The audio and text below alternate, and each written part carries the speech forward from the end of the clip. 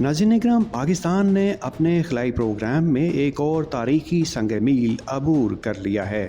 31 जुलाई 2025 को चीन के शिचांग सेटेलाइट लॉन्च सेंटर से जदीद रिमोट सेंसिंग सेटेलाइट की कामयाब लॉन्च ने न सिर्फ पाकिस्तान की खलाई सलाहियतों को आलमी सतह पर उजागर किया है, बल्कि पाकिस्तान और चीन के दरमियान गहरे ताउन की एक नई मिसाल भी कायम की है।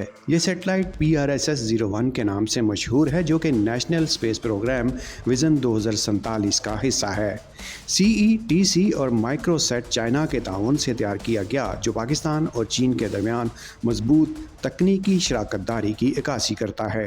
रिमोट सेंसिंग सेटेलाइट पहले लॉन्च किए गए PRS-1, PARKTES-1A, PARKSAT MM-1 और EQ-1 के साथ मिलकर काम करेगा। ये सेटेलाइट के शोबे में इनकलाब बर्पा कर सकता है। इसके जदीद सेंसर्स फसल की पैदावार का जायज़ा लेने, ज़मीन के इस्तेमाल की मनसूबाबंदी और पानी के वसाइल के इंतज़ाम में भी मदद देंगे। ये ख़ास तौर पर पाकिस्तान के देही इलाकों के लिए फ़ायदा मंद होगा, जहाँ ज़राअत मईशत की रीढ़ की हड्डी है। इसके अलावा ये सेटेलाइट शहरी मनसूबाबंदी और बुनियादी ढांचे की तरक्की में भी अहम किरदार अदा करेगा।